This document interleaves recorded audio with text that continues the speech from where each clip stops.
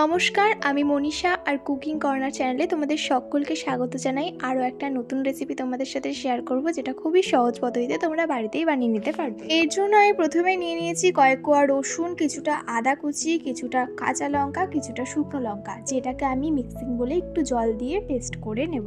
আর নিয়েছি কিছুটা টমেটো কুচি, কিছুটা ধনেপাতা কুচি, কিছুটা পেঁয়াজ কুচি আর কিছুটা রসুন বাটা। এবার একটা মাঝারি সাইজের প্লেটের মধ্যে নিয়ে নিয়েছি 4টে মাঝারি সাইজের ভোলা মাছ। এই ভোলা মাছগুলোকে আমি একটু একটু করে ছুরি দিয়ে কেটে রেখেছিলাম পেটের কাছ থেকে। এই ভোলা মাছগুলোর ওপর আমি দিয়ে দিচ্ছি মিক্সিং বলে করা সমস্ত মশলাটা, যেটুকু আমি করেছিলাম। তার মধ্যে দিয়ে দিলাম রসুন বাটা, তারপরে দিয়ে দিলাম পরিমাণ মতো লবণ, তোমরা বুঝে শুনে লবণ দেবে, আর তারপরে দিয়ে দিলাম হলুদ গুঁড়ো।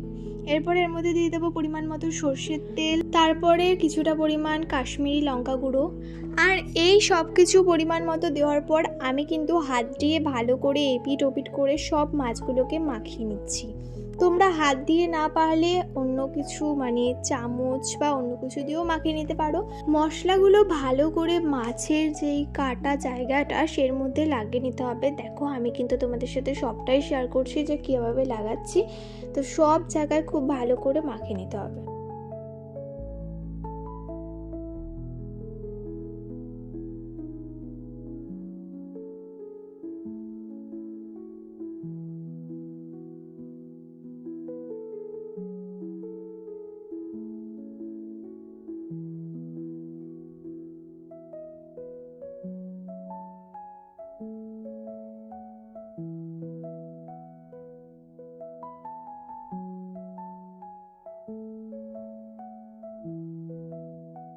আমি কিন্তু ভালো করে মাখানোর পর এটাকে সাইড করে রেখে দিয়েছিলাম। দেন একটা কড়াইকে বসিয়ে দিয়েছিলাম গ্যাসের ওপর, আর তার মধ্যে কিছুটা পরিমাণ তেল দিয়ে দিয়েছি। তেলটা একটু গরম হয়ে আসলে এর মধ্যে দিয়ে দেবো কালো জিরে আর শুকনো লঙ্কার ফোড়ন।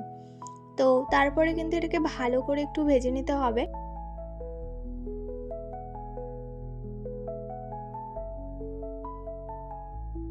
এরপর আমি এর মধ্যে দিয়ে দিচ্ছি আগে থেকে কুচিয়ে রাখা পেঁয়াজগুলো।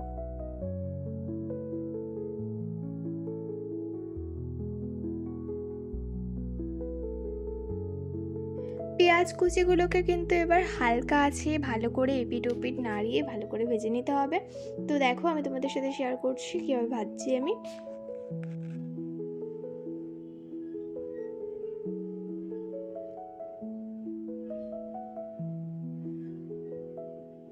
পেঁয়াজটা মিডিয়ামভাবে ভাজা হয়ে গেলে আমি কিন্তু এর মধ্যে দিয়ে দেব একটার পর একটা মাখিয়ে রাখা ভোলা মাছগুলো।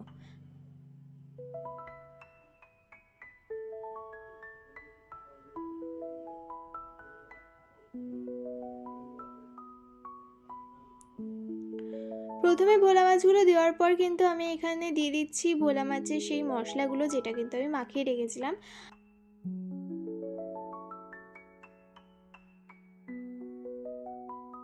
সব মশলা আমার দেওয়া হয়ে গেলে আমি একটু একটু করে নাড়বো।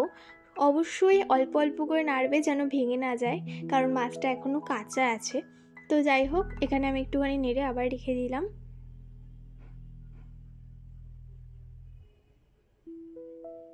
এরপর একটু এরকমভাবে ফুটতে দিতে হবে যেমনভাবে হচ্ছে।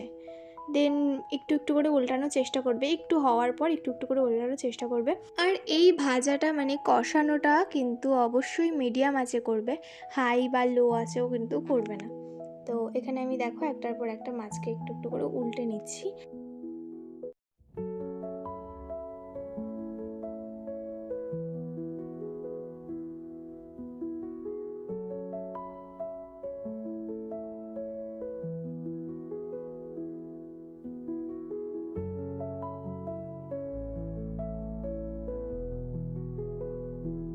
এবার আমি এর মধ্যে দিয়ে দেব আগে থেকে কুচিয়ে রাখা টমেটোগুলো, ওপর থেকে ছড়িয়ে দিতে হবে। আর এবার মশলা ধোয়া জলটাকে দিয়ে দেবো, কারণ মাছটাকে কিছুটা পরিমাণ সেদ্ধ হতে হবে। তো মশলা ধোয়া জলটা দেখো আমি দিয়ে দিচ্ছি, আর একটুখানি জল দিয়ে কিন্তু এবার ঢেকে দেবো। দেখো, এখানে কিন্তু আমি ঢেকে দিলাম। এটা কিন্তু মোটামুটি তোমরা 10 থেকে 15 মিনিটের মতো ঢাকবে। দেন তোমরা ঢাকনাটা খুলবে। ঢাকনাটা খুলে কিন্তু মোটামুটি তোমাদের এই পজিশনে চলে আসবে মাছটা।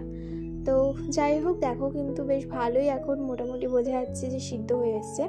তো এর মধ্যে এবার কিন্তু আস্তে আস্তে তোমরা নেড়ে নেবে, নিচটা নাহলে লেগে যাবে।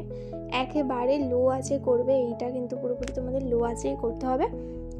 আর তারপরে কিন্তু এর মধ্যে দিয়ে দেবে তোমরা পরিমাণ মতো চিনি, খুব অল্প পরিমাণ চিনি দেবে। ভালো করে ঝোলটা ফুটে আসলে আমি কিন্তু এর মধ্যে দিয়ে দিচ্ছি আগে থেকে কুচিয়ে রাখা ধনে পাতাগুলো গার্নিশিং করার জন্য আর সুন্দর গন্ধর জন্য।